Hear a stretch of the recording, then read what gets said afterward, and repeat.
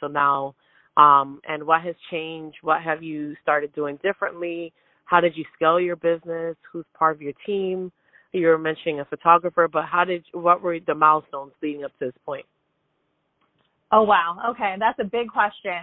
Okay. So, no. So first of all, when becoming a blogger, there's like no formula to it, especially in 2014, influencers weren't even a word yet. Being a blogger was, sometimes they were just considered having a journal online.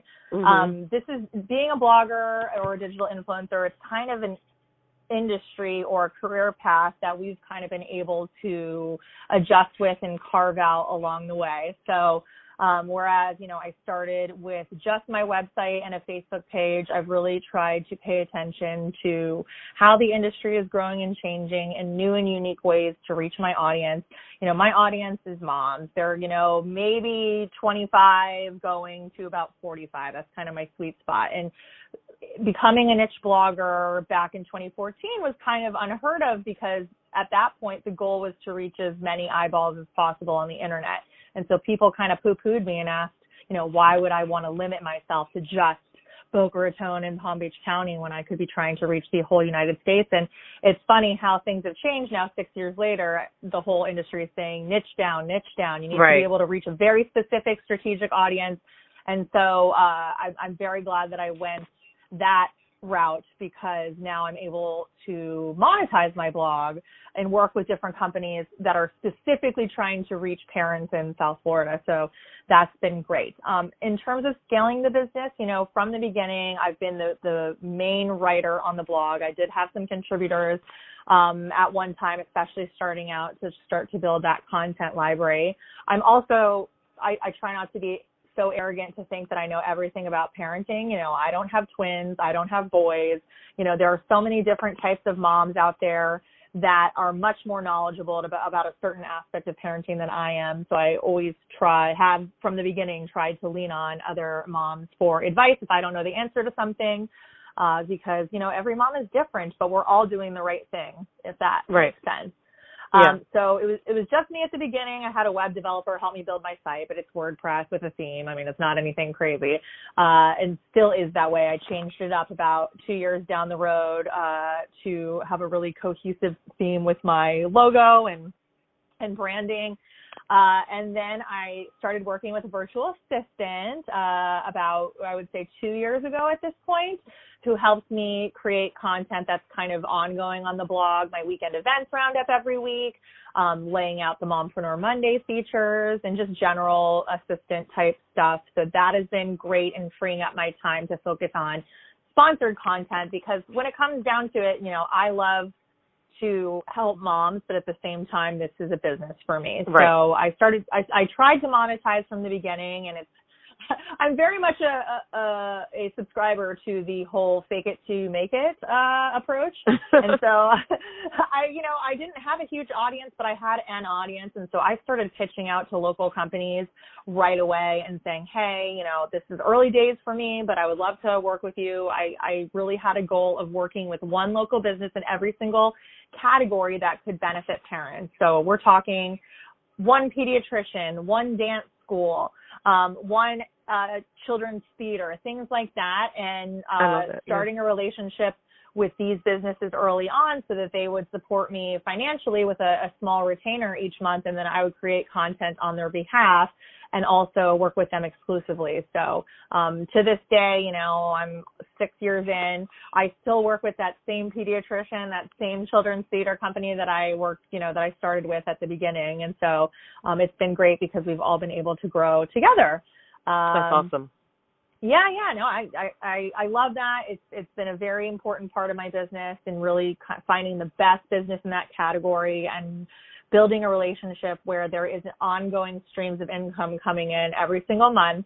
I always subscribe to if you're a small business or an entrepreneur, you should always have multiple streams of income coming in. And I would say, considering we're in the middle of a global pandemic, that advice has never been more important. Yeah, because if one dries up, then at least you have some other options. I never want to rely on a single salary ever again. It was very stressful losing that in 2014.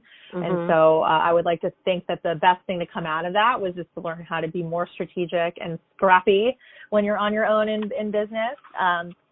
And so now the blog has, gotten to a point where I'm still, the head of everything. I write all of my own sponsored content, but I'm able to work with a professional photographer, so that way all of my imagery looks really professional. I think that surprises a lot of partners and potential sponsors that, I'm this small hyper-local blog, but at the same time, I really try to make my product look as top-notch as possible so I can play in the big leagues with the bigger digital influencers out there.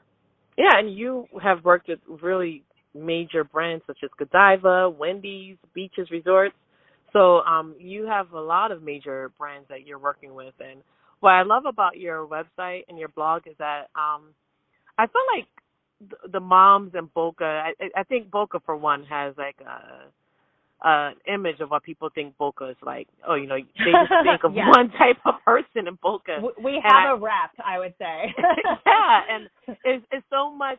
It's so different from what people think it is. I mean, and I love the fact that you highlight that, hey, there are moms here who are just like everybody else, who are, Absolutely.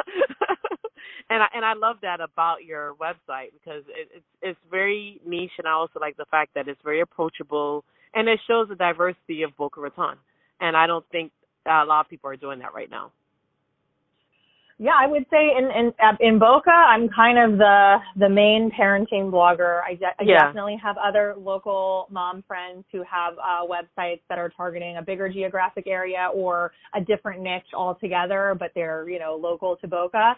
But I would say the benefit of that is that we've all realized after doing this for so many years is that we are able to help each other instead of looking at each other like competition, because the beauty of blogging, or really any media that's owned by an individual, is that it's very hard to replicate somebody else's work because it's so personal. Sure. My journey as a mom is going to be very different from your journey as a mom. And I also think that people can see through very quickly anything that's fake on your online platform. So I always strive to be very authentic with my audience, very honest. I'm an open book. I definitely work hard to get sponsored gigs. So, I know especially during this time, it's really challenging for bloggers to continue to make money because people think that there's more important things happening in the world, which is true.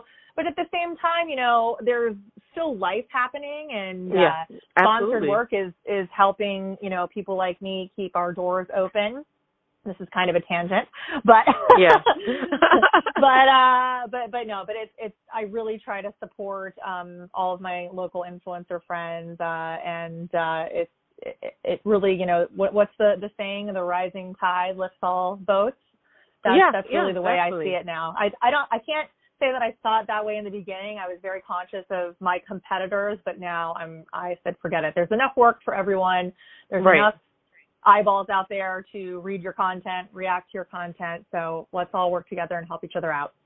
And I think now more than ever, content like yours and other bloggers in that space, I need to read it. I don't need to be inundated with a lot of negativity regarding the coronavirus. I want to see pretty pictures of, like on blogs, and I want to read content like that right now. It makes me remember that I'm still in this space and people are in this together with me, and there's still a lot of beauty out there. So, kudos to you and other bloggers who are keep giving us content, because I appreciate it, for one. Thank you. I've never been more grateful that I shot a lot of photos in the first quarter, so I was able to bank a nice library of images prior to this time, because holy smokes, now taking pictures is a whole different thing. The only time I've been able to work with my photographer since the pandemic started was, have you heard of the Front Porch Project that somebody started out in California? Yes, I heard about that. Yeah. It is great. If you search the hashtag on Instagram, hashtag Front Porch Project, you'll see people who have taken family photos on their front porches, in front of their stoops, with a photographer from afar, like, you know, they're 30 feet away with a long range lens. And that's how they've gotten their Easter pictures this year, or that's how they've gotten their family photo to kind of commemorate, like to, you know, record this time in history. And so I did that with my photographer last week, which was the first time I think I had done my hair and makeup in about 2 to 3 weeks. It was such a cool thing to do, and I got such a great response from it on Instagram. I think I had one hater, which was annoying, but everybody else was like, that's such a good idea, because, you know, it is still Easter, it's still springtime, it's, you know, a great opportunity to, you know, to record this moment and, you know, put something out there on our digital platforms that's not, you know, doom and gloom. Yeah, and when you really think about it, 50 years from now, we have a lot to talk to our grandchildren about this time. In history, you know, and like my son is turning 8 next week, and we're having a virtual birthday party for him, and you know, because at the end of the day, he's still turning 8. You know, it's still something we want to celebrate. So I'm going to need to get some tips from you, because my daughter's is May 1st, and so I think we'll be in the same boat. Yeah. So what we did, there's a website. I'll let you know about it. There's a website. I'll give you the name of it, where everybody's sending their video of like birthday wishes to him, and they can answer a couple of questions. And on the birthday, I'm going to show them the video, you know, so he can see it, and it's going to be a surprise. So he's going to come out in the living room, and I'm going to have the computer linked up to our TV, and he'll see everybody wishing him a happy birthday. Oh my gosh, I'm tearing up just like listening to that, because that would be just the sweetest. That's the sweetest thing. Such a good idea. I definitely need to do this for Avery. She will love it. So yeah, and I'm happy our kids don't listen to the podcast. Definitely. Yeah, and then also, like, I've heard of scavenger hunts. Like, they could do scavenger hunts around their house while the party's going on. And you can also have a parade. Gwyneth Paltrow did that for her son. Like, they did a parade of cars coming out, you know, just wishing him a happy birthday, which I think is really cute too. Love it. I love all those ideas. Hey, you know, this is when humanity shows its true colors during times of crisis. You know, we're trying to make the best of everything. People realize how important community truly is, online and offline, and it's just, yes, I hope that when this is all said and done, we can look back and be proud of the way that we acted during this tough time. Too. I hope so too, and I think we are really getting back to the basics. You know, a friend of mine is like making bread and giving it to neighbors, and, you know, learning how to sew. I mean, because we do have a little bit more time now. so agreed. You know, yeah. So there. I mean, I'm not shelling anyone around to basketball practices or anything. So it's nice to be able to have that. So yeah. But thanks again for joining us. I just have some questions. You know, our rapid fire questions. But before I go into rapid fire, I have one last question to ask you. Sure. Do you think blogging is going to be dead, or do you think there's going to be a resurgence of blogging? Okay, this is a great question. I'm so glad you asked that. So no, I don't think blogging is going anywhere. I think that when people start blogs, they don't realize early on how much work it's going to be. So I think just naturally the workload and feeding the beast, as I like to call it, eliminates a lot of digital influencers out there, because it's not something you can just do once you get into it professionally, you know, when you feel like it. You really do have to follow your editorial calendar. But but I would say, considering that this time in our history, people have finally realized that digital marketing has become more important than ever, since, you know, people are getting their information, seeing the advertising online. I think that 2021 is going to be an explosive year for online content creators, storytellers, and influencers, because this, you know, when you're stuck at home and there's something happening outside that's preventing you from, you know, going to a store in person, going to a restaurant to dine in, you know, consuming that content online, so that way those businesses that are investing in their digital advertising, it's going to be huge coming up. So yeah, I think it's going to explode. I don't see budgets going away. I know a lot of bloggers have been hurting for traffic, because I think that consumers have been a little bit, paralyzed in terms of consuming media right now. But I have not seen sponsorships getting canceled. If anything, I've been seeing them postponed or completely flipped. I do a lot of Mommy and Me events in the community. I partner with a lot of retailers or businesses to bring mommies into their stores.